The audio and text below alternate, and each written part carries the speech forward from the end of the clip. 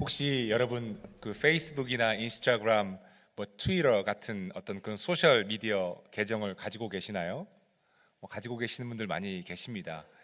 저도 제 계정에 그 페이스북이 있습니다. 하지만 우리 교회 파송받아 온 이후로 제가 직접 글을 쓰거나 사진들을 올리지는 않습니다. 시간도 없을 뿐만 아니라 목회에 그렇게 큰 도움이 되는 것 같지 않아서 요즘은 그냥 가끔씩 지인들의 소식을 보러 들어갈 뿐 잘 들어가지도 않습니다. 오래전 연구이긴 하지만 2017년 8월에 타임지에 실린 하나의 기사가 있었습니다. 그것은 더 행복하고 싶으면 소셜 미디어를 끊으라는 기사였습니다.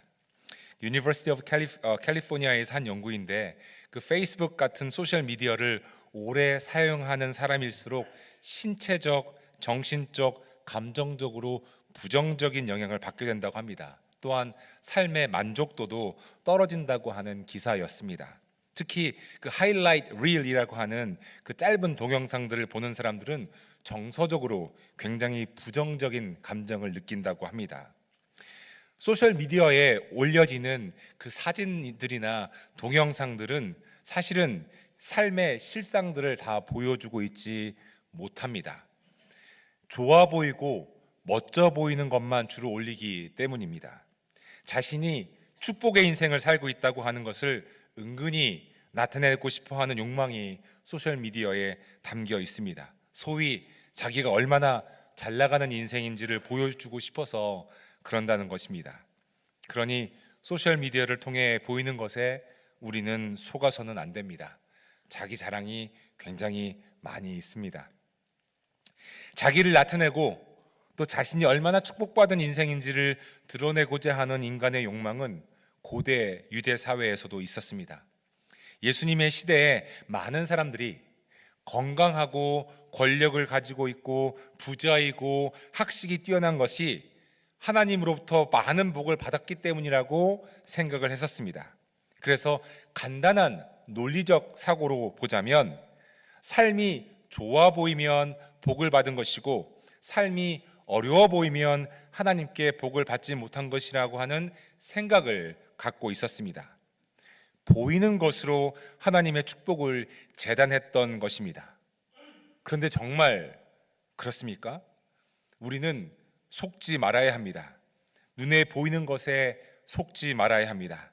눈에 보이는 것이 축복의 기준이 될 수 없습니다. 오늘 말씀을 통해 진정한 복의 사람이 누구인지를 살펴보고자 합니다.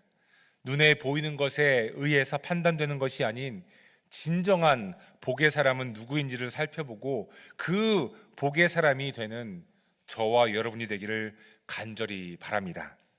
오늘 말씀의 제목은 누가 복의 사람입니까? 입니다. 여러분, 누가 복의 사람입니까?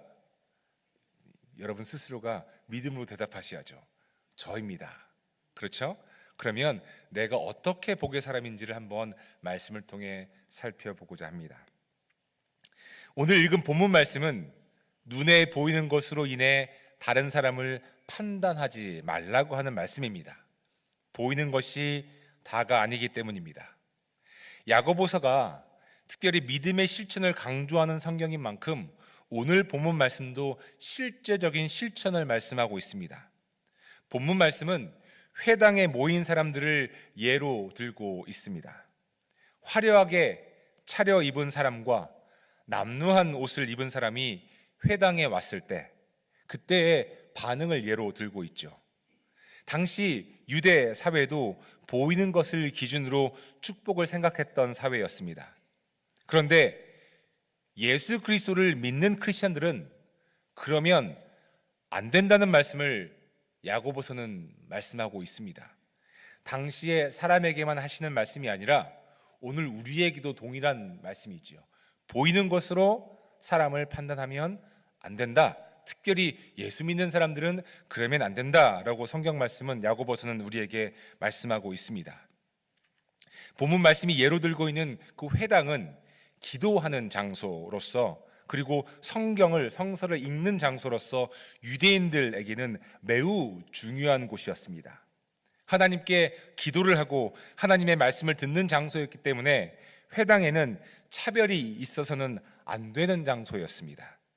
하지만 회당에 오는 사람들은 입은 옷에 따라 다르게 취급을 받기도 했습니다. 이러한 것이죠. 화려한 옷을 입고 금반지를 끼고 들어오는 사람에게는 좋은 자리에 앉으라고 하면서, 남루한 옷을 입은 가난한 사람에게는 서 있던지 자기 발 아래에 앉으라고 한다는 것입니다. 여러분, 근데 생각해 보십시오. 회당에 누가 오는데 그 사람에게 높은 자리에 앉으라, 아니면 저 밑에 앉으라 말할 수 있는 사람이 누구겠습니까? 회당장이죠. 제사장들이죠. 지위가 있는 사람들이지요. 사실 오늘 이 말씀은 목회자들에게 주는 말씀이 더 강한 성격입니다. 그렇게 해서는 안 된다라고 하는 거죠.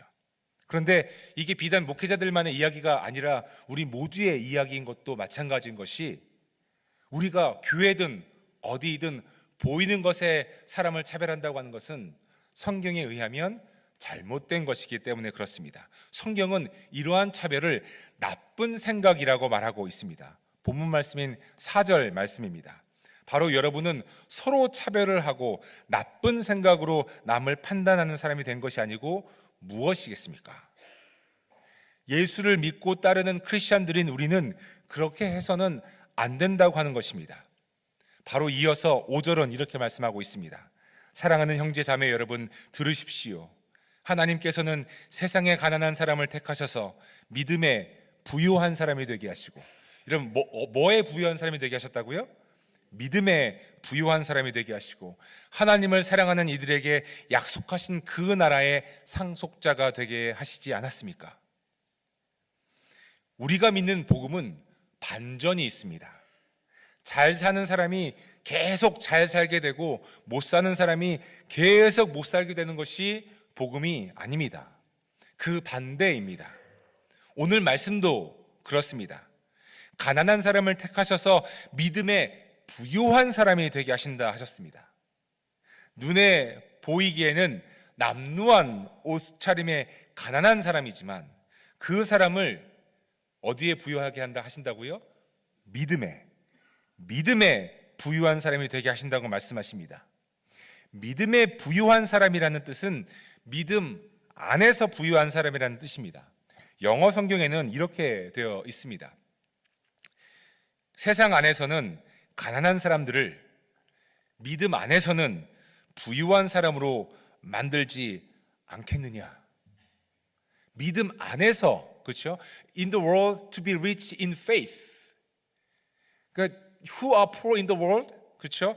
To be rich in faith. 세상 안에서는 가난한 사람을 in faith, 믿음 안에서는 부유한 사람이 되게 하시지 않겠느냐 하시는 말씀이죠. 겉으로는 남루해 보이고 가난해 보여도 그의 속사람은 예수 그리스도 안에서의 믿음으로 엄청난 풍요로움과 여유를 가지고 있는 사람. 결국 보이는 것이 다가 아닙니다. 보이는 겉이 아니라 보이지 않는 속이 중요하다고 하는 말씀이죠. 겉으로 판단하지 말라고 하는 말씀입니다. 우리는 보이는 것에 현혹되어서는 안 됩니다. 보이는 것이 다가 아니기 때문입니다. 보이는 것이 허구인 경우가 많이 있습니다. 보여주고 있는 것도 허상인 경우가 많습니다. 환하게 웃고 있는 사진도 사실은 웃고 있는 것은 잠깐이고 사진에 찍히지 않은 혹은 찍지 않은 울고 있는 모습이 더 많을 수 있습니다. 화려하게 차려입은 것도 멋져 보이는 삶도 그 속으로 들어가면 그것이 전부가 아니라는 것을 알게 됩니다. 우리는 복받은 사람처럼 보이고 싶어 하기도 하고 복받은 사람처럼 보이는 사람을 부러워하기도 하지만 정작 누가 복의 사람이란 말입니까? 보이는 것에 속지 말아야 하고 스스로를 속이지 말아야 합니다. 보여지는 것이 그것이 복의 근원이 될 수 없습니다. 복음은 이렇습니다.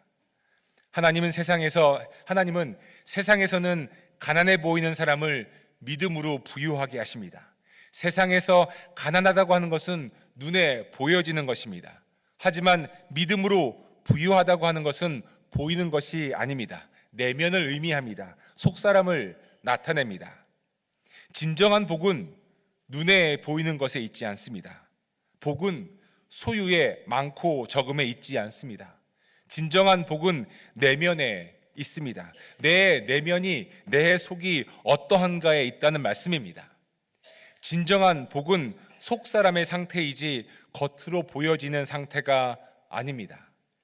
따라서 겉으로 보여지는 것에 현혹될 필요도 없고, 겉으로 보여지는 것으로 다른 사람을 판단하거나 나 자신을 비교할 필요도 없습니다. 그러한 것들은 복이 아닙니다. 복음은 겉사람에 관련된 것이 아니라 내 속사람과 관련된 것입니다. 이러한 관점에서 하나님께서 우리에게 주시는 복은 무엇입니까? 무엇이 축복입니까? 물질적인 풍요로움이 축복입니까?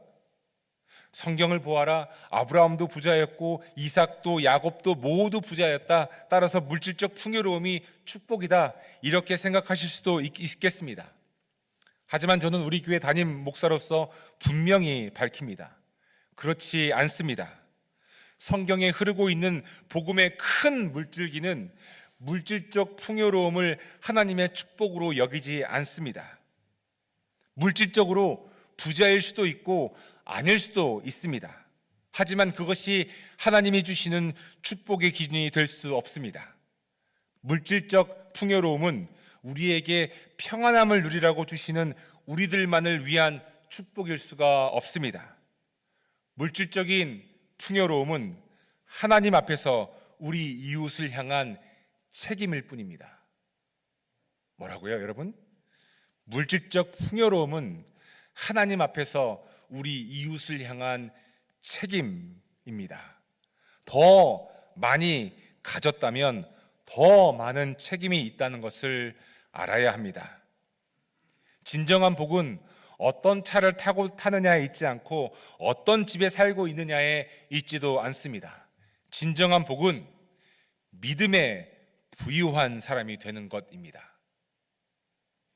세상에 부유한 사람이 아니라 믿음에 부유한 사람이 되는 것. 믿음에 부유한 사람이 되는 것이 진정한 축복이라는 말씀입니다. 믿음에 부유한 사람에게 나타나는 특징이 있습니다. 그것이 무엇일까요?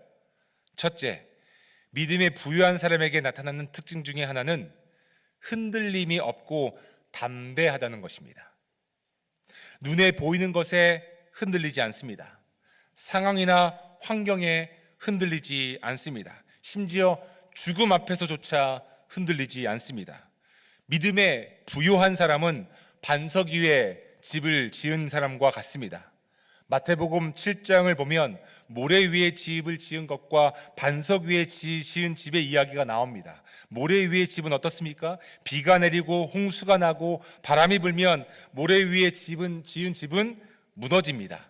상황과 환경에 흔들리고 무너져 내립니다. 그런데 반석 위에 지은 집은 어떻습니까?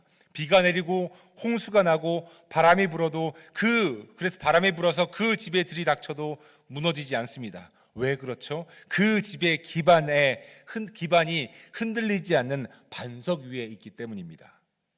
사실 이 비유의 말씀은 주님의 말씀을 듣고 그 말씀대로 행하는 사람에 대한 비유입니다. 다시 한번 말씀드리겠습니다. 반석 위에 집을 짓는 사람은 주님의 말씀을 듣고 그 말씀대로 행하는 사람이라는 뜻입니다. 성경은 정확하게 이렇게 말씀하고 있습니다. 그러므로 내 말을 듣고 그대로 행하는 사람은 반석 위에다 자기 집을 지은 슬기로운 사람과 같다고 할 것이다. 그러니 믿음에 부유한 사람은 주님의 말씀 위에 집을 짓는 사람과 같고 그 사람의 특징은 흔들리지 않는다는 말씀입니다. 아무리 비바람이 거세도 아무리 환경과 상황이 안 좋아지고 어려움이 닥쳐도 믿음에 부유하기 때문에 흔들리지 않습니다. 그렇게 흔들림이 없는 사람은 담대합니다. 세상에 담대한 사람은 믿음에 부유한 사람이 틀림없습니다. 요한복음서를 통해 주님은 또한 이렇게 말씀하시죠. 내가 이것을 너희에게 말하는 것은 너희가 내 안에서 평화를 얻게 하려는 것이다. 평화를 얻는 겁니다. 너희는 세상에서 환난을 당할 것이다. 그러나 용기를 내어라. 내가 세상을 이겼다. 이 말씀에서 용기를 내어라 하시는 말씀은 담대하여라 하는 말씀과 같습니다. 우리 주변에 우리를 낙심케 하는 일들이 얼마나 많이 있습니까? 뜻하지 않은 질병으로 마음이 무너질 때도 있습니다. 내가 바라던 대로 되지 않아서 의기소침하고 불안할 때가 있습니다. 미래에 대한 불안감으로, 걱정과 염려로 마음이 편치 않을 때가 있습니다. 세상이 주는 것은 이러한 환난입니다. 그런데 믿음에 부유한 사람은 이러한 환난에 담대합니다. 어려움 속에서도 용기를 냅니다. 왜 그렇죠? 바로 말씀을 믿기 때문입니다. 내가 세상을 이겼다 하신 주님의 말씀을 믿기 때문입니다. 세상에 기대어 살면 담대할 수 없습니다. 세상에 기대어 살면 세상에 대해서 당당할 수가 없습니다. 하지만 주님의 말씀에 기대어 살면, 다른 말로 하자면 주님의 말씀을 믿으며 살면 세상에 대해, 겪고 있는 어려움과 환난에 대해 담대할 수 있습니다. 이런 사람이 믿음에 부유한 사람입니다. 믿음에 부유한 사람은 흔들림이 없고 세상에 대해 담대한 사람입니다. 이 사람이 복의 사람입니다. 믿음에 부유한 사람의 두 번째 특징은, 믿음에 부유한 사람은 주님의 말씀을 듣고 그대로 행한다는 것입니다. 믿음의 사람은 주님의 말씀을 듣고 좋은 말씀이네, 지혜의 말씀이야 하고 그치지 않습니다. 그렇게 말씀을 이해하고 동의하는 것으로 그치지 않는다는 말씀입니다. 믿음에 부유한 사람은 주님의 말씀을 듣고 그대로 행하는 사람입니다. 어찌 보면 당연합니다. 믿음에 부유하다는 것은 하나님을 향한 믿음이 가득하다는 것이니 하나님의 말씀을 따르는 것은 당연하기 때문입니다. 오늘 본문 말씀에는 주님께서 명령하신 Great Commandment, 대명령이 나옵니다. 본문의 8절 말씀이죠. 여러분이 성경을 따라 내 이웃을 내 몸같이 사랑하라는 읍등가는 법을 지키면 잘하는 것입니다. 말씀의 능력은 행함에 있습니다. 말씀의 능력은 지식적으로 아는 헤드 knowledge에 있지 않습니다. 말씀의 능력은 우리의 손과 발로 증거되어야 합니다. 내 이웃을 내 몸같이 사랑하라는 으뜸 가는 법이 우리의 손과 발로 증거되어야 한다는 말씀입니다.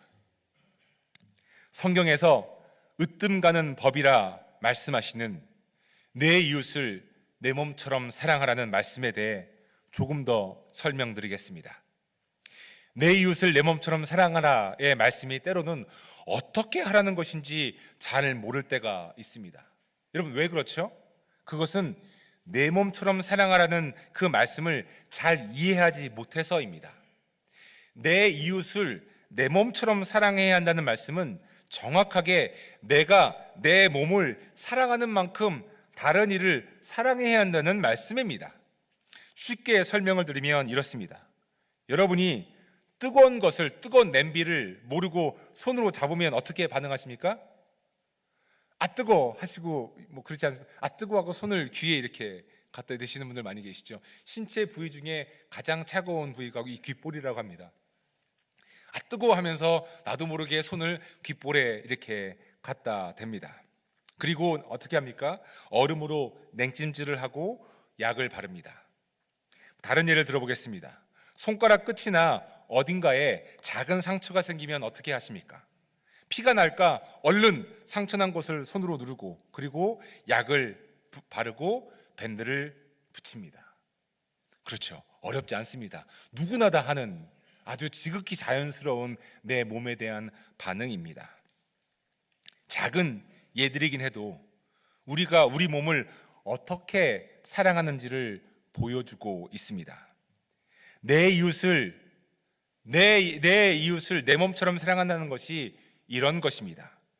이웃의 아픔이, 이웃의 상처가 나의 아픔이 되고 나의 상처가 되어서 정성껏 돌보는 것입니다. 이웃의 배고픔이 나의 배고픔이 되고 이웃의 울음이 나의 울음이 되는 것, 그래서 나를 위해 내가 하는 것처럼 이웃을 위해 내가 하는 것, 이것이 내 이웃을 내 몸처럼 사랑하라는 말씀인 것이지요. 믿음에 부유한 사람은 이렇게 말씀을 따릅니다. 하나님을 믿으니 하나님의 말씀을 따르는 것은 당연합니다. 지식으로만 그치는 것이 아니라, 알고 있는 것만으로 그치는 것이 아니라 따르는 것은 당연합니다. 말씀을 따르는 것이 믿음을 증명하는 방법이고, 믿음에 부유한 사람은 주님의 말씀을 듣고 그대로 행하는 사람입니다. 믿음에 부유한 사람의 특징, 즉 흔들림이 없고 세상에 담대한 사람, 하나님의 말씀을 듣고 그 말씀대로 행하는 사람이라는 이 특징을 나눈 이유는 진정한 복이 바로 여기에 있기 때문에 그렇습니다. 진정한 복은 속사람에게 있습니다. 복은 겉으로 화려해 보이는 겉사람의 모습에 있는 것이 아닙니다. 진정한 복은 믿음에 있습니다.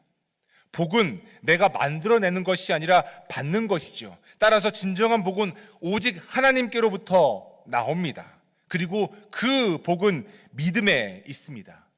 복은 믿음에 있기 때문에 복의 사람은 흔들림이 없고 세상에 담대합니다. 복은 믿음에 있기 때문에 복의 사람은 하나님의 말씀을 듣고 그대로 행합니다. 지난주 토요일에 우리 교회에는 거북이 마라톤을 했습니다. 많은 교우가 한 교회, 한 가족의 마음으로 모였었습니다. 그런데 거북이 마라톤이 우리끼리만 좋자고 하는 사역이라면 무슨 큰 의미가 있겠습니까? 교회에서의 사역과 교회에서의 모임은 세상에서의 모임과는 달라야 하지 않겠습니까? 이번 거북이 마라톤의 후원금은 온전히 Rise Against Hunger를 위해 쓰일 것입니다. Rise Against Hunger는 전 세계에 식량이 부족해서 굶주리고 있는 우리의 이웃에게 먹거리를 나누는 사역입니다. 특별히 오메가 미니스트리인 우리 교회 청소년부에서 어른이 아니라 우리 교회 청소년부에서 주관을 해서 5월 17일 금요일 저녁에 우리 교회 청소년들과 학부모들 그리고 교우들이 함께 모여서 10,000개의 밀 패키지를 만들려고 합니다. 그리고 만들어진 그 10,000개의 밀 패키지는 Rise Against Hunger를 통해 굶주리고 있는 우리 이웃들에게 전달될 것입니다. 주보 광고에도 몇 번 나왔지만 이렇게 설교를 통해 다시 한번 말씀드리는 이유는 이러한 사역에 참여하는 것이 우리가 복의 사람, 진정한 축복을 받은 사람이라고 하는 것을 보여주기 때문에 그렇습니다. 눈에 보이는 화려함이 우리가 복의 사람이라는 것을 보여주는 것이 아니라 내 이웃을 내 몸처럼 사랑하라 말씀하신 주님의 말씀을 실천하는 것이 우리가 복의 사람이라는 것을 보여주고 있습니다. 지난주에 우리 기아대책본부를 통해서 우리가 사순절 기간 동안 했던 금식 헌금을 전달하는 시간이 우리 일부 예배에 있었습니다. 너무나도 감사드립니다. 생각보다도 많은 액수의 헌금이 모였습니다. 그 액수의 헌금들이 저는 온전히 우크라이나에 있는 난민들과 그곳에 있는 어린이들, 먹을 것이 없는 사람들을 위해 쓰일 거라 믿습니다. 마치 우리나라가 한국전쟁 후에 많은 도움을 미국 교회들로부터 받았던 것처럼 말이지요. 어떻습니까? 복의 사람 아닙니까? 믿음에 부유한 사람들 아닙니까? 참 저희 교회가 너무 자랑스럽고 고맙습니다. 내가 굶었지만 굶은 비용을 가지고 다른 사람을 먹이는 것, 내 이웃을 내 몸처럼 사랑하라. 저는 우리 교회가 더욱 더 많은 이웃사랑의 사역에 참여하기를 원합니다. 물질적인 후원도 필요하겠지만 시간적인 후원과 직접 참여도 참으로 필요합니다. 이를 위해 목회실에서도 기회를 계속 찾도록 하겠습니다. 이제 말씀을 정리하고자 합니다. 누가 복의 사람입니까?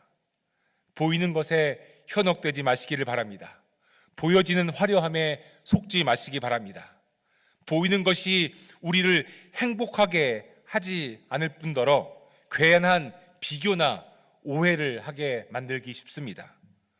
복의 사람은 겉사람에 관한 것이 아니라 속사람에 관한 것입니다. 진정한 복은 믿음에 관한 것입니다. 복의 사람은 물질적으로 부유한 사람이 아니라 믿음에 부유한 사람입니다. 믿음에 부유한 복의 사람은 상황이나 환경에 흔들리지 않고 세상에 대해 담대합니다. 믿음에 부유한 복의 사람은 주님의 말씀을 듣고 그 말씀을 행하는 사람입니다. 진정한 복은 믿음에 있지 보여지는 것에 있지 않습니다. 그러니 여러분, 누가 복의 사람입니까? 세상을 향해 주눅들지 않고 주님 때문에 담대한 사람입니다. 누가 복의 사람입니까? 주님의 말씀을 듣고 들은 것으로 그치지 않고 그 말씀을 실천하는 사람입니다. 누가 복의 사람입니까? 믿음의 사람입니다. 와시턴 하나님교회 교우 여러분, 누가 복의 사람입니까? 내가 복의 사람입니다. 여러분 고백하시기 바랍니다. 누가 복의 사람입니까? 내가 복의 사람입니다.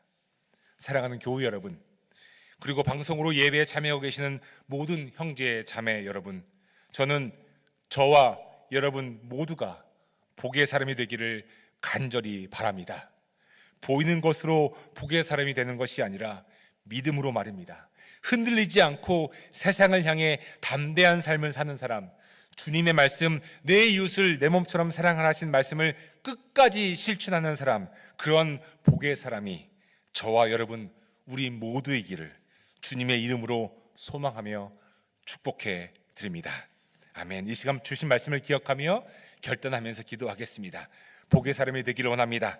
주님, 저에게 복의 사람이 되게 하여 주시옵소서. 세상에 대해 담대하고 주님 말씀을 끝까지 실천할 수 있는 믿음에 부유한 사람 되게 하여 주시옵소서. 믿음에 부유한 사람 되게 하여 주시옵소서. 이 시간 말씀 붙잡고 결단하며 우리 입술을 열어 함께 기도하겠습니다. 기도합니다.